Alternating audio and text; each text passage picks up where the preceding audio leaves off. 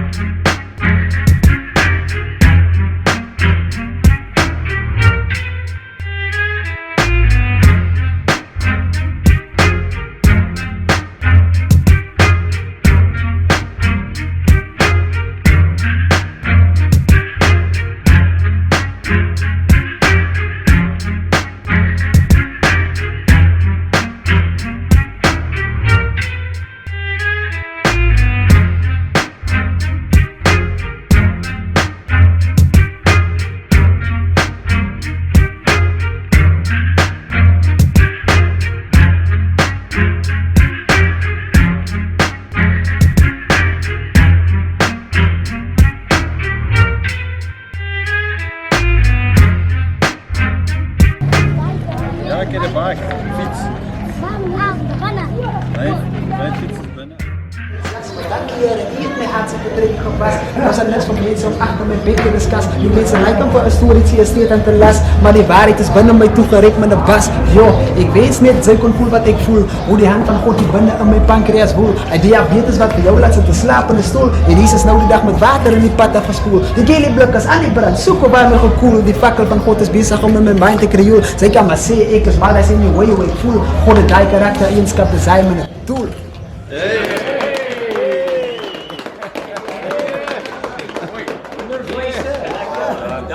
Well done.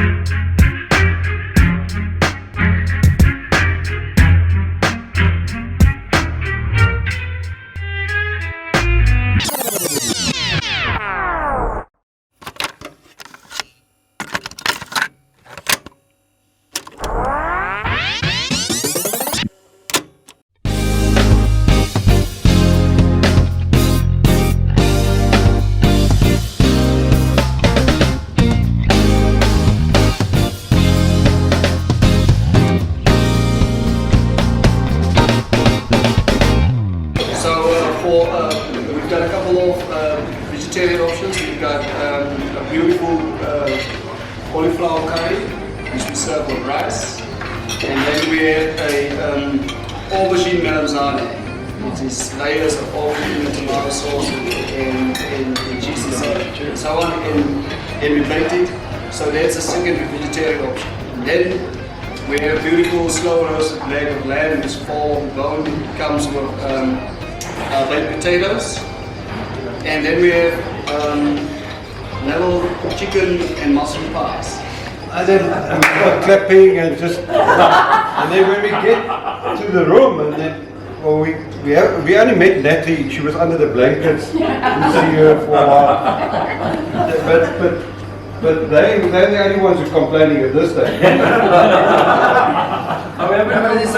The thing is, he left. Did Miles, did he leave before you, Johannesburg? Yeah. At the same time. At the same time. He was the last to arrive. Yeah. So Natalie, had he arrived in time, he would have actually had a choice of rooms. Right, exactly. So you might just want to take that out on him sometime. I mean, I don't know why you had to arrive late. You were scared of the Yeah, I wanted to get you, make sure that you're on your bikes before I arrive. We waited. But I saw, you were actually in the way once or twice in my car, you were a bit rude, riding all over the show. No, I don't know. So then I saw him going for seconds, but I did warn him. And we taking this. You will win this. We hope it's uncomfortable. We're like shoving a marshmallow into a parking boxing glove. There we go. Just get this. Don't want to break it. Don't break it. Look at that stomach, eh? Oh my It's god. holding your boobs in. Hang on, Right. There we go. Ooh, I can't breathe. Yeah, listen, we just think that there's a health risk here.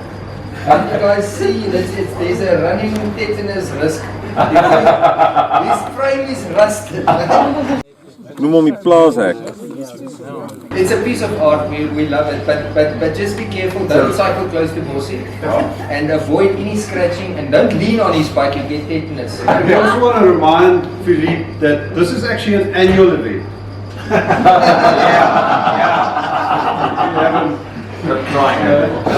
Not skip one. No. Did you say anal or annual? No. You see what's happening again, eh? What's that? Tomorrow morning we're going to have breakfast at 8 at Lardidal. So a little bit of a lion for us old guys, which I actually quite appreciate.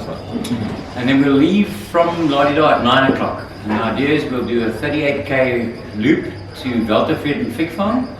And for me, the beautiful thing about this year is that there's so many of our partners here. So a lot of what I've done is to try and take you guys into consideration and involve you with what we're doing. So tomorrow, for example, we're going to take a circular route and go through a private farm. There's one little king of the mountain just before we get to Velterfeld Fig Farm.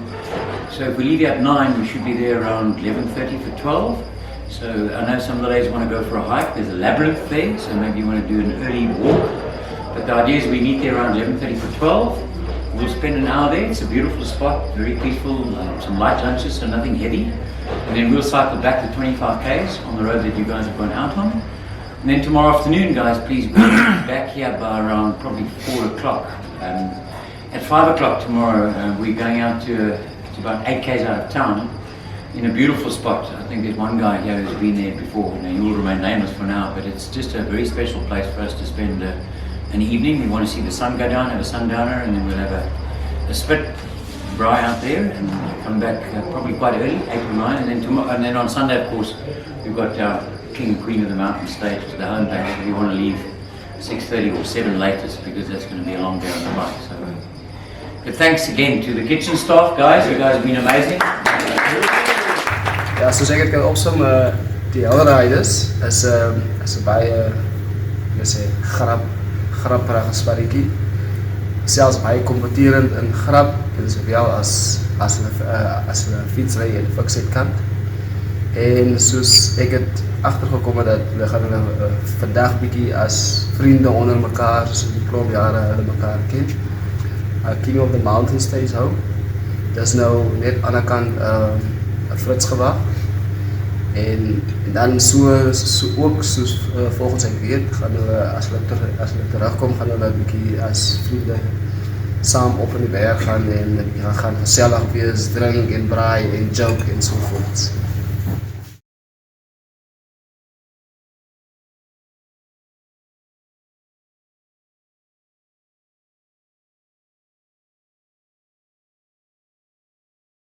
The Afrikaans version. Afrikaans kitsch version of wearing a lycra. I love the stretchy kop.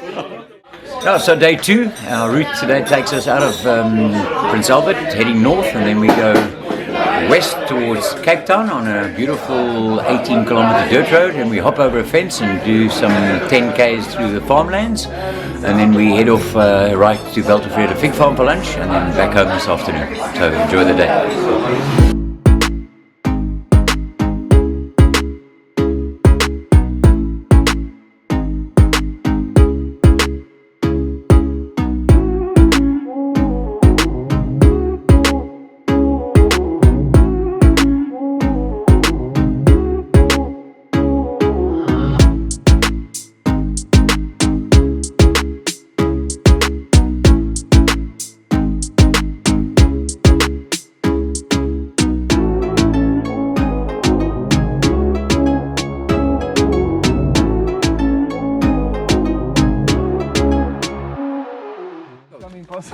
Why make it difficult where with a little bit of effort you could make it impossible? A little bit more effort.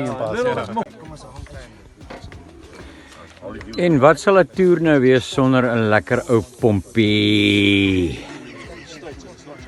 Pomp, manne, pomp is die enigste pomp wat julle gaan kry.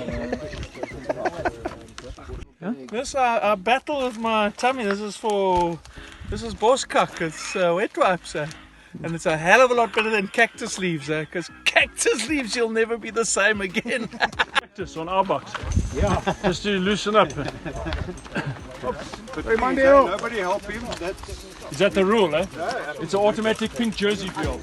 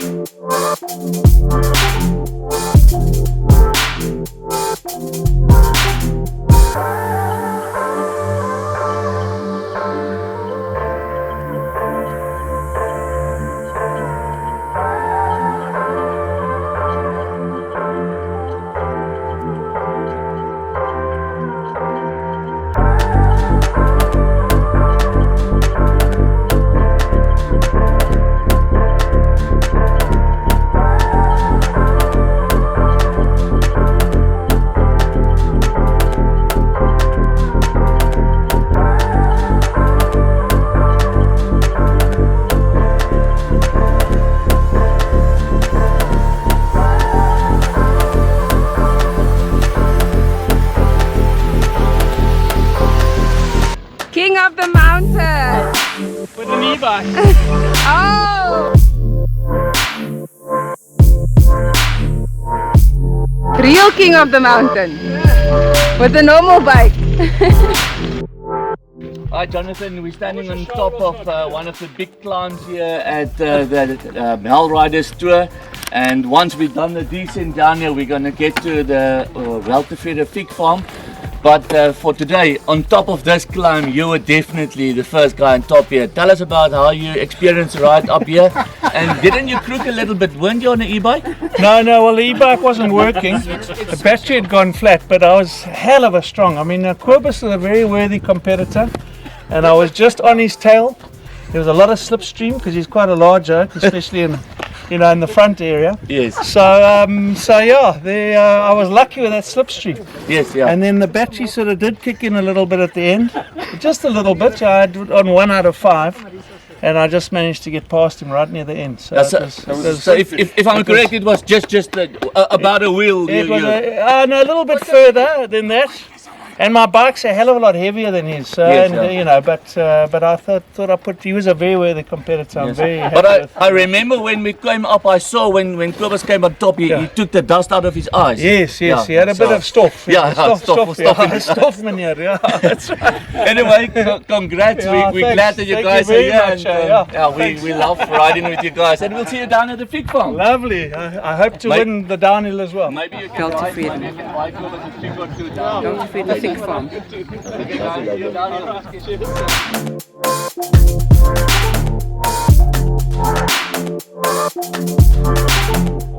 watermelons are 15 rand each, or 3 for 50 rand. Okay. Yeah.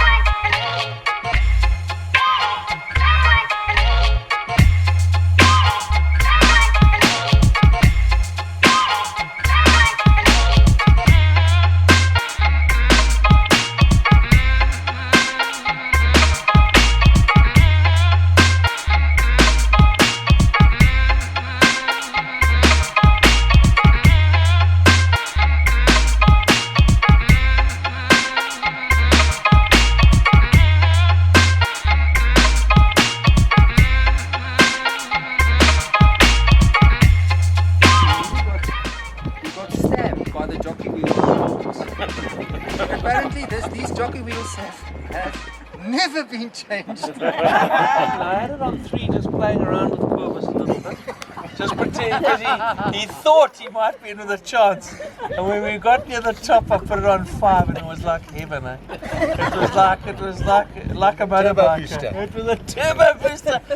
Cobus, you gotta say I could almost see that you get a bit depressed.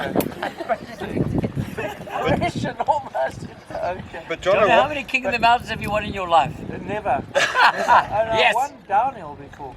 But I've got to say Cobus does deserve it. I'll tell you why. Because there was another time later on in the ride when I had it on 5 and we went up some steep hills and Cobus beat me fair and square. And he knows the trick. As long as he can get above 25 or above 30 k's an hour, then my e-bike doesn't make any difference. So that's what he did. And Ben's story makes sense. I can't. There was obviously.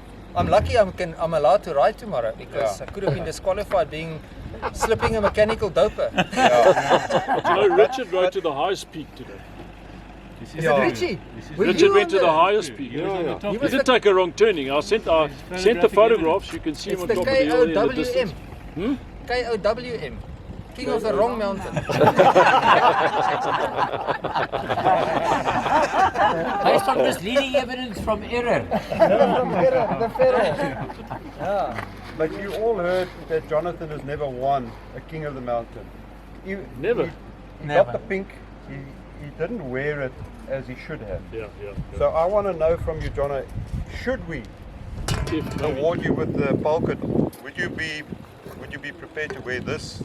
Is it any bigger than that does not matter. That doesn't really. I mean, I can. The beauty of it is the zip goes all the way down. I probably could wear it, but I think I might. I might take a discipline to make the guilt go away, but I might feel a bit guilty for about 5 minutes tomorrow when I wear it, because I do think Cobus should have it. No. We consider your past as well. Yeah, and my weight as well. Yeah. You know. But that's self-inflicted. No, it's also hereditary and genetic. It's the ratio. No, it's the ratio. Yeah. It's the ratio. Didn't let it out there. It's the ratio. Well, that's moving mountain move for you guys. So who's getting it? Come No, on, I think you deserve it. I mean, we know there's no rules. Your call. No, we definitely think we're going to chance it with you. With this leadership team is what's shocking. Congratulations, Jonathan. Yeah, that's lovely. Yay! Woo! I've got to put it on. Thanks. It's the first time I've ever. You almost didn't have to bring clothes. That's right. Yeah, this feels good, I've got to say. We're leaving at 6:30 tomorrow morning from Pierredry. The ride from Pierredry to the T-junction is 14 kilometers. I would imagine that's going to take us between an hour and a half to 2 hours. And then it's 35 k's from the T-junction into the bottom of the hill. V will be there with a vehicle for those of you, or Stefani. Literally as you get the T and turn right, there's a tree about a kilometer in on the right hand side. So if any of you need any refreshments at that point going in, there'll be a water point there. Then we ride in. It should take us about 2 hours to get in. It's pretty flat and there are a couple of bad climbs towards the back end, the Never Enders or Heartbreak Hill. Hill. But once we're in at the bottom, some guys might want to stay there for 30 or 40 minutes. Kobus was saying maybe just 10-minute turnaround. But coming back, there's a lot more climbing than going in.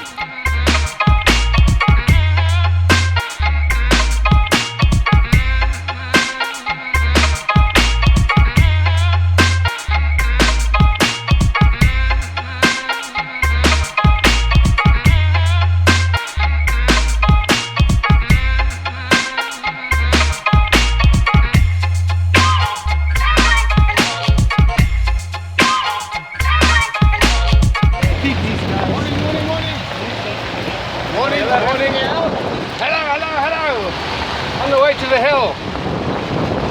See you there. See you in hell.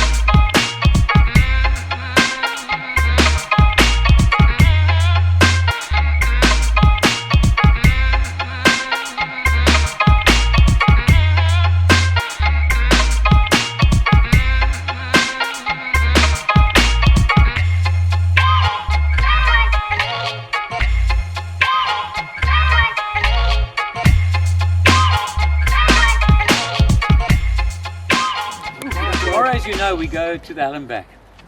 And I was just reading this book this afternoon. And you can't believe what you can do in and around Prince Albert. But yeah, here's, imagine yourselves. It says, imagine you could travel back in time to the 1880s. Shortly after master road builder Thomas Bain had started construction of the pass with his team of convict labourers. As the town and the region developed, the desire to cross the monumental mountain range had become bigger and bigger. Business opportunities loomed on the other side, and possibly some greener grass too. Before Maringspoort was opened in 1858, The only route across followed harrowing footpaths, but during the second half of the 19th century, the need to transport goods, as well as post and people, increased every year. Maringspoort flooded frequently, and the idea of a new road to Oudtshoorn that was 40 kilometers shorter caused great excitement.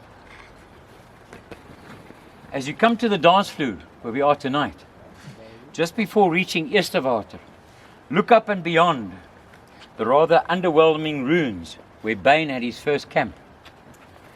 The vertically rising rock structures towering over you are truly impressive, putting into perspective not only the achievements of Bain and his team, but also the natural forces that have been at work here, twisting and contorting layers of rocks as if they were sheets of paper.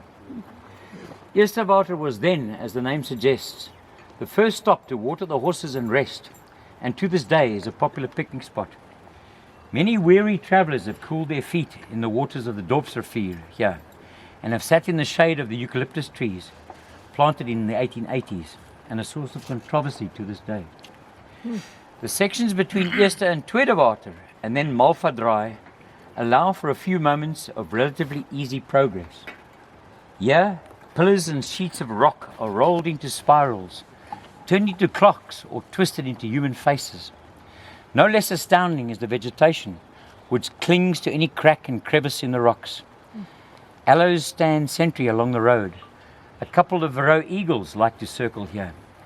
And keep your eyes open for a leap of klipspringers who enjoy coming down to the river for a drink. Notice how closely they stick together.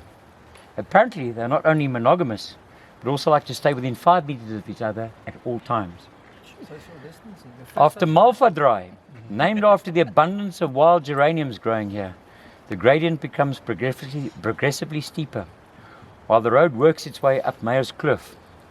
On the opposite side of the gorge, one of the Swartberg hiking trails can be made out, and the river down below emits a calming gurgle. The area is prone to flash floods after heavy thunderstorms.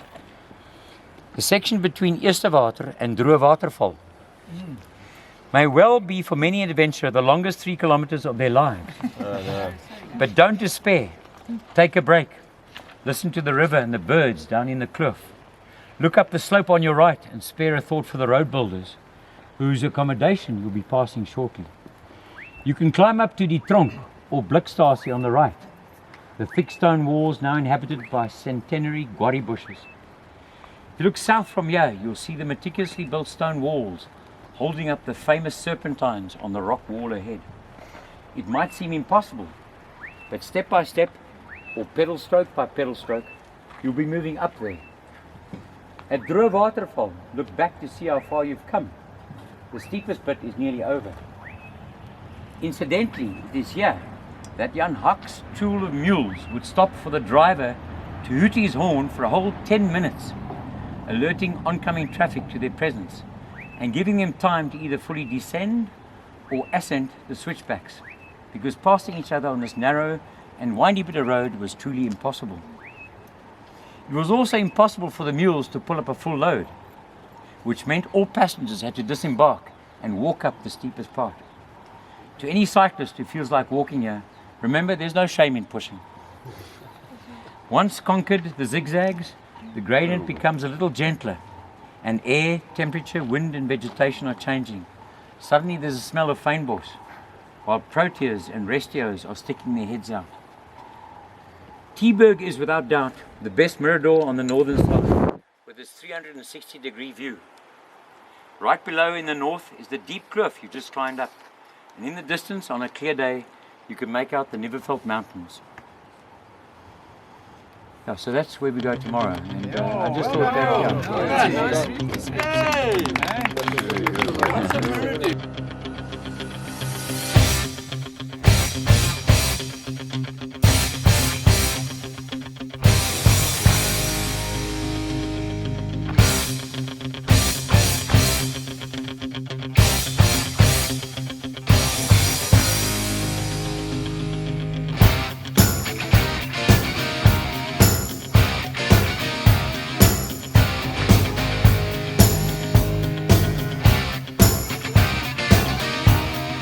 Life.